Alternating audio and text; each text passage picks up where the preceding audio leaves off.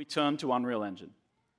It comes with the flexibility of the blueprint system, so we can set up those sandbox interactions.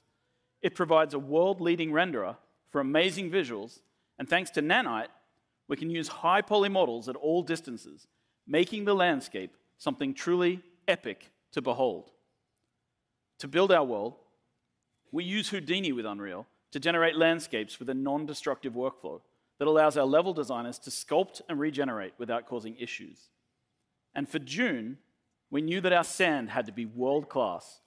Using Unreal plugins such as Fluid Ninja, we were able to build sand displacement technology that reacts to small details like footprints from a player's walk or run. And finally, Lumen provides a lighting system that combines global illumination and bounce lighting to make both our exteriors and our interiors look truly stunning. I realized that being able to use Unreal Engine, being able to have control over light, staging, all in pre-production, was only ever going to speed up the process.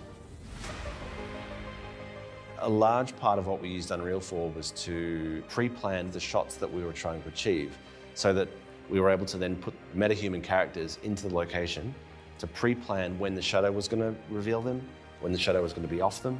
So using Unreal in pre-production was a godsend. The guys making the Dune Awakening game have been quite inspired by the world that we had built in Dune Part 1. And they've built a world which continues the world that we built on film, and actually probably even expands upon it and builds a world that's greater than the film that we've made. And what excites me going forward in the future is that you got gaming on this side and film on this side, and they've been very separated up until now. But slowly they're coming together, and I think right now we're at a point where they're literally crossing over. And I think the skills from gaming technology and the skills from filmmakers are going to cross-pollinate and become useful for each other.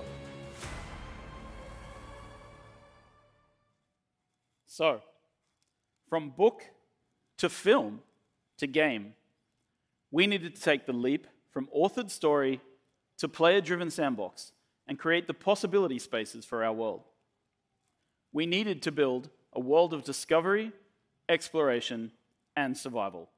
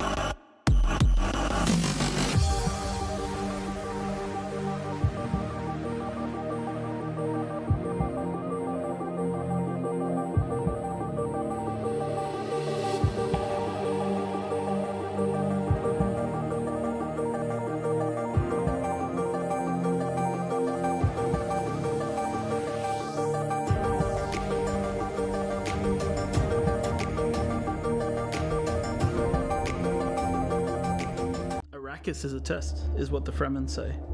And the player comes right into the heart of that test.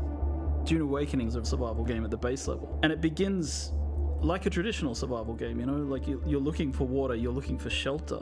You know, where will you find water in the desert? Will you take it from others? So when we talk about survival, sure, we start with the basic kind of survive. And then when you've survived long enough, it's now time to think about political survival and how you progress within the universe. The approach we take when building a world like Arrakis is we kind of have to think about where are the stark lines and how do we draw these epic spaces? How do we make them feel huge and the player feels dwarfed by everything they see around them? The intention was every time we saw the desert, it was highly brutal, and if you went out into the desert without the right protection and without the right knowledge, that it was sure death. If we looked at references from some of the hottest deserts in the world, the visuals that we saw from those deserts weren't enough. We needed this world to be even harsher. So we've been working with Legendary since the very beginning. They've been very generous with sharing with us assets from the film and allowing us to see things from the film and allowing us to really understand the vision that Denis Villeneuve has for the world and his characters and the way he's grounding Arrakis. But of course, a game is a much larger scale, so we need to expand upon that vision. We have our own army of concept artists who are sending things back and forth with Legendary all the time. One of my best moments on this project so far actually was I got to go and visit the set of the first film with a group of the people from Funcom, the art directors, the lead artists, and we got to walk around in the actual sets that they had built in classic old school set building, massive palaces, and we got to look at the ornithopters from the inside and the outside, right? We got to walk around them and get a sense of their scale.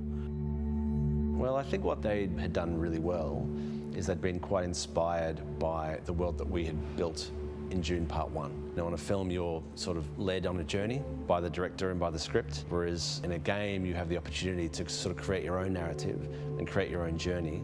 The most exciting aspect for me is the fact that you can take what you've enjoyed and loved and you can build your own stories and your own places. And that, to me, is the ultimate goal, is to have, you know, complete control.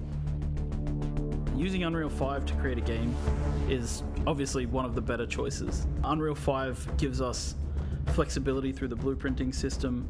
It allows us to handle amazing graphics through the rendering system, the lighting system, such as Lumen. Lumen technology allows proper light bouncing. If I had to say one thing in the game that really benefits from Lumen, it's player-crafted spaces. In our case, it's like you build a room and you place a window, and the window lets in natural light, and the light will fill the room in a way that feels real. And that technology hasn't existed before. Before Unreal 5, in the olden days, you had to use what we called the LOD system. And that meant that you had to create assets at different LOD levels, so it doesn't slow down everybody's computer. With Unreal 5, we have this new technology called nanite that breaks things down into the right amount of polygons at the right distance. So for us, as a company, this has made an amazing difference to the visual detail of the world. It allows us to create one really amazing looking cliff piece, for example, and then doesn't matter how far away or how close we place it, it performs well and it looks great. Where Unreal worked for us on Dune was that it was a fantastic pre-production and planning tool. On Dune Part 2, we had some very complicated scenes, and we were able to previs all the way from Budapest what the light was going to be doing well in advance. It's the only tool that I've used, I would say, in my 25 years of shooting that is able to be used across a wide spectrum of films by different types of filmmakers. The most iconic creature in the Dune universe is the sandworm of Arrakis. And so we've tried to represent this in the game in multiple ways. So as a player, your first steps on the open sand, you hear the hiss of the sand in the distance as the sandworm begins to move towards you. And when it gets close, you hear the roar as it erupts from the sand nearby. And at that point, you have only seconds to live if you cannot make it to rocky ground. So this is your first experience with sandworms. And these are the little ones. When you go into the deep desert, when you're harvesting spice, the giant ring-mouth sandworms that we've seen in the film will erupt underneath the spice blows and suck harvesters and equipment down into the sand beneath them. There's really only one rule. The sandworm will always come. Humans have always had this innate drive to create something, to build worlds, whether it's in their head, whether it's in text, whether it's on screens, whether it's in games. Funcom as a company has been on this journey for a long time, creating multiplayer worlds where players can live out their dreams and fantasies. We were there in the beginning with massively multiplayer online games. We've been there in the beginning with survival open world crafting games. And Dune is a combination of those legacies, bringing us forward into the future. It's the culmination of what Funcom means as a company and what we can deliver. And this legacy means that we need to really pay attention to what we're creating and how we create it for the fans. Because I think at the heart of this, there's a lot of people out there who really want to live in the universe that Frank Herbert created. And they really want to live in the visual world of the films that they see from Villeneuve. And so we need to create the gap between those two possibility spaces and create a game world where people can live out their fantasies that they've taken from Dune. And yes, it's a huge legacy, and it feels at times extremely overwhelming, but we really hope that we can deliver something for everybody.